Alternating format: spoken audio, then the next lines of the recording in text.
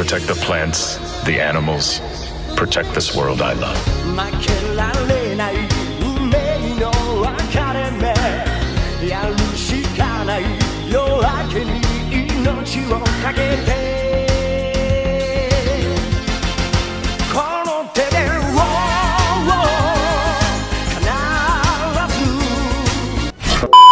Lucifer Morningstar और monkey king सन Wukong fictional universe के दो ऐसे कैरेक्टर जिनकी पावर्स सच में बहुत ही ज्यादा ऑसम है। ये दोनों ही पल भर में किसी भी यूनिवर्स और किसी भी मल्टीवर्स को डिस्ट्रॉय कर सकते हैं और इन दोनों को ही गिराने के लिए बहुत सारे गॉड लाइक एंटिटीज आए, लेकिन वो लोग खुद ही गिर गए इनके ताकत के सामने। इन दोनों ही कैरेक्टर्स के कॉमिक बुक से लेके माइथोलॉजीज तक हमने बहुत ही सारे डिफरेंट फीट्स देखे हैं जो कि बहुत ही ज्यादा इंप्रेसिव है। सो आज की इस वीडियो में हम लूसीफर और सन वुकोंग के बीच एक हेड टू हेड बैटल करेंगे और ये जानेंगे कि कौन सा बिंग ज्यादा स्ट्रॉन्ग है और कौन किसको हरा सकता है एक बैटल में। सो आज की ये वीडियो बहुत ही ज्यादा खास होने वाली है। सो वीडियो को प्लीज अंत तक देखना और अभी तक आपने चैनल को सब्सक्राइब नहीं किया है तो अभी कर लीजिए। So without wasting any more time let's get start. पहले मैं अगर बात करूं लूसीफर की, अब अगर मैं बात करूं लूसीफर की, जो लूसीफर जो है वो डीसी के गॉड प्रेजेंस की पहली क्रिएशन में एक था। वैसे तो लूसीफर एक आर्कएंजल है, लेकिन उसे एक डेविल के रूप में हम जानते हैं। अगर हम इसकी कुछ पावर्स की बात करें, जैसे थॉर के पास है एस्गार्डियन फिजियोलॉजी, वैसे ही लूसीफर के पास है आर्कएंजल फिजियोलॉजी। सो जो उसकी आर्कएंजल फिजियोलॉजी है उसे वो प्रोवाइड करती है गॉड लाइक स्ट्रेंथ। गाइस भूल के भी ये मत समझना कि मैं यहाँ पे सुपर ह्यूमन स्ट्रेंथ की बात कर रहा हूँ। लूसीफर के पास immense level of god like strength है। लूसीफर की स्ट्रेंथ बेसिकली इतनी है कि वो अपनी स्ट्रेंथ से ही पूरे के पूरे यूनिवर्स को डिस्ट्रॉय करने की दम रखता है। बस 2-3 कैरेक्टर्स ही है जो लूसीफर की स्ट्रेंथ को मैच कर सकते हैं और बहुत ही ज़्यादा कम कैरेक्टर हैं जो उनकी स्ट्रेंथ को सरपास करने की दम रखता है। इसके अलावा भी लूसीफर पोजेस करता है God like speed. Lucifer basically अपने नॉर्मल फॉर्म में लाइट की स्पीड में ट्रैवल कर सकता है, लेकिन जब वो अपने एंजल विंग्स का यूज़ करता है तब वो स्पीड ऑफ लाइट से भी 9000 गुना ज़्यादा फास्ट ट्रैवल करने लगता है। अगर मैं बात करूँ लूसीफर की ड्यूरेबिलिटी की, तो लूसीफर को कोई इंजरी होती ही नहीं। उसे सिर्फ इंजर्ड करने के लिए सीधे से डिवाइन वेपन या फिर प्लैनेट डिस्ट्रॉय अटैक्स की जरूरत पड़ती है, लेकिन फिर भी लूसीफर 2-3 सेकंड में दोबारा रिजेनरेट हो जाता है या फिर रिकवर हो जाता है। यहाँ तक कि पूरे के पूरे बॉडी के चीथड़े उड़ जाने के बाद भी दोबारा रिकवर हो सकता है।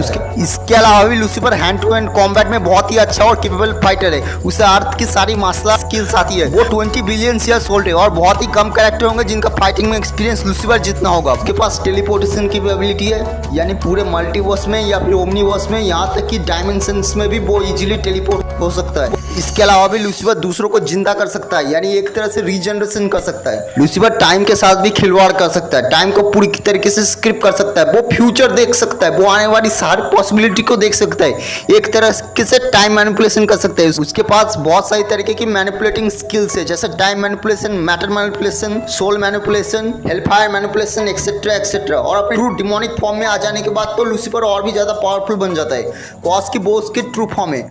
सो अब अगर मैं बात करूं सन वुकोंग की, स्वर्ग से शक्तिशाली महाबली मेरा नाम है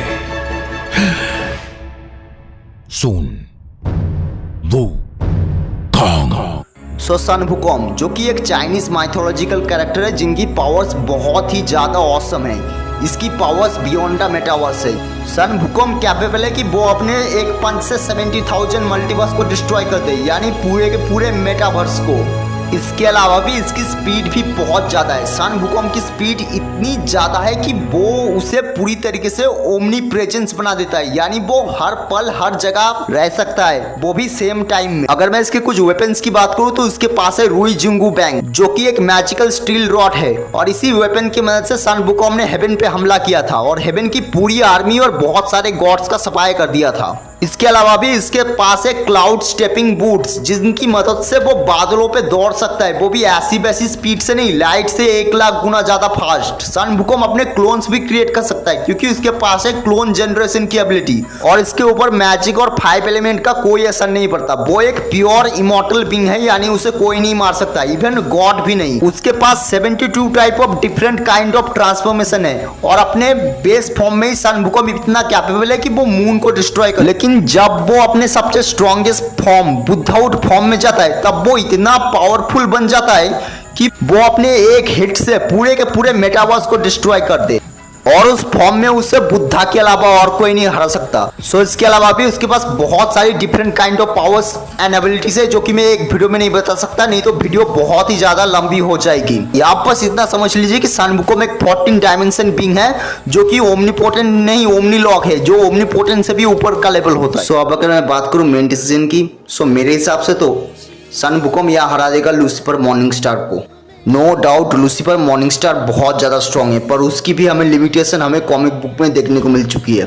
दूसरी ओर सन वुकोंग की जो पावर्स है ना, वो पूरी तरीके से डिवाइन है। वो एक गॉड लाइक एंटिटी नहीं है, वो खुद ही एक गॉड है। मैं ये नहीं कह रहा हूँ कि लूसीफर वीक है, लूसीफर भी बहुत ज्यादा स्ट्रांग है, पर इतना भी नहीं कि वो सन वुकोंग को डिफीट कर दे। सीधे सीधे कहूँ तो लूसीफर एक नई ओमनीपोटेंट बीइंग है और Sun Wukong above the omnipotent being है, यानी ओमनीलॉक बीइंग, जो कि ओमनीपोटेंट से भी ऊपर का लेवल होता है। सो इससे तो आपको विनर का अंदाजा लग ही चुका होगा। सो विनर है Sun Wukong and in my opinion Sun Wukong यहाँ डिफीट कर देगा लूसीफर मॉर्निंगस्टार। फिलहाल आप अपने ओपिनियंस मुझे कमेंट में लिख सकते हैं। Take care please and don't forget to like, comment, share and subscribe.